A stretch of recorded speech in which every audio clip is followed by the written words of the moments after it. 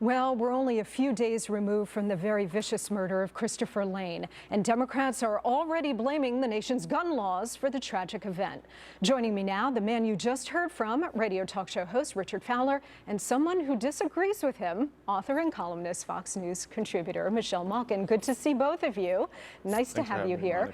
Richard, let me start with you, because what you just did there is what a lot of leftists do, and it's called the transfer of responsibility. You transfer the responsibility of the perpetrators and their personal criminal behavior to some big amorphous social issue, in this case, gun control. You don't want to talk about who pulled the trigger, you want to talk about the gun. That's called a deflection, and we're calling you on that. Well, Monica, I got to tell you, I think if there was no gun, they wouldn't be able to pull a trigger. I think the one thing that connects both the Trayvon Martin case and this case is the whole ideal of gun violence. If we could take the gun out of the violence and recreate real gun safety laws in this country, we would solve this problem. Hey, Richard, I think that's what we need to see. Let me tell you something. I just did a segment with Mark Furman and Rod Wheeler. What we do know about this case is that this was premeditated, that they had posted on social media websites that they intended to go and pop off a person or two. They had posed with rifles. At least one of them is associated with the Crips gang, allegedly. So this is all about their minds. It's not about the gun. They could have beaten this man to death. It's not about the weapon. But there's a big threshold between beating somebody to death and shooting them with one bullet. And I think that's a distinction that needs to be made in this particular case. We can all agree that this is a heinous act and these thugs should go behind bars. But at the end of the day, this is about personal responsibility and also about how we can make sure that our children and our young men stay safe. And the only way we could do that is by putting in real gun safety laws, background checks. We need to get these guns off the streets. There's no reason for them to have a gun and 50 bullets. That's the problem here. Michelle, Richard just laid out the argument that we have often made, which is the hypocrisy of the left, that they don't really care what actually happened, whether it was Trayvon Martin or what happened in Oklahoma a few days ago. They only care about using it to score political points, right? Yeah, it's unfortunate. This young man seems very earnest. I'm sure you are in your beliefs, but I've encountered many dim bulb arguments in my life, and this is about as low as wattage as I've ever encountered. What gun laws in particular do you think would have saved this man's life? An assault weapons ban? Yes or whoa. It's my turn. Whoa. No, answer my question. An assault weapons ban? Do you think that would have saved him? Your question is a farce, and here's why your question is a farce. Why do 16-year-olds and 17-year-olds have access to a gun to begin with? The reason why you won't answer my question, 17-year-olds have a gun to begin with? The reason why you won't answer my question is because do you believe that a 16 or 17-year-old should have a gun? The weapon in question that killed Chris Lane was a .22 caliber pistol. But why should a 16 or 17-year-old have a .22 caliber gun? He shouldn't have had it to begin with. At all. And guess what? It's illegal. And if there was more gun control and more gun safety, that would not happen.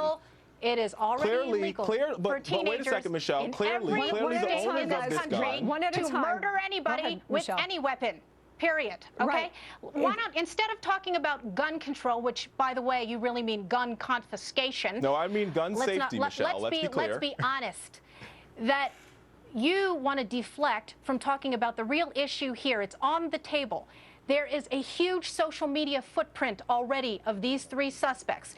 And it is not gun control, but gang control, behavioral control, impulse control, Michelle, and I think you're moral missing the premise guardrails here. that need to be reestablished You're missing the in our premise. culture. One at a time. Richard, go ahead, respond. You know nothing about the gun in question. Listen, I'll tell you exactly what the issue is here, Michelle. If gangs didn't have guns, they wouldn't be that powerful. The reason why gangs have the ability to run streets is because they have guns. If we take the guns out of the hands of the gangsters, Richard, what are you talking about? Richard, that is the point that Michelle is trying to make.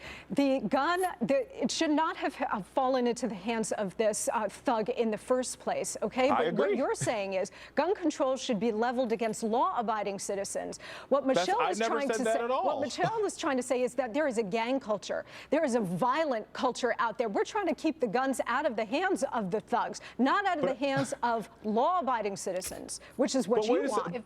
But wait a second, Monica. What I'm saying is if you go to a gun show 2 states over from Oklahoma and buy enough weapons to blow up the Taliban, there's a problem. When 16 and 17-year-olds can buy assault rifles, they can buy AK-47s, they can buy military-grade weapons, we have a serious problem in this country.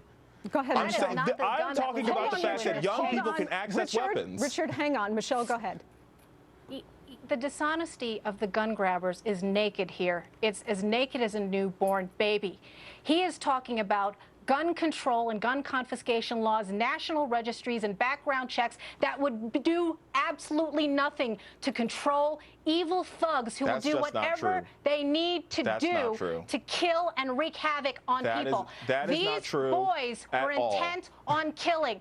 It is absolutely true. You could, And if the you fact could be is intent on that killing, but if you that don't have the a gun to kill with, father- Richard, it Let's doesn't talk about matter. facts. If you're intent on killing somebody, if you're part of a gang, whatever your intent may be, it doesn't matter what the weapon is. They would have found a way to acquire any kind Illegal of weapon. alien But gangs that's- are but that's using what machetes. listen, we can Black agree and on that Latino point. gangs are wilding and mobbing Michelle, we people can and agree. using their We bare can agree on that fists. point. All right, that if they guys. wanted to kill It's him, they not would have about killed him. the But the fact is, the weapon. gun It's allowed them to do it quicker. We morality. got to get guns Which off the apparently streets, you know little and that's why you of. see Guys, states we in gotta go. cities where We they have to leave it gun there. control. You just have less murders. Richard, It's just that simple. I appreciate your passion very much. You're totally wrong. Michelle, thank you so much for being here. Richard, you too. Thank you.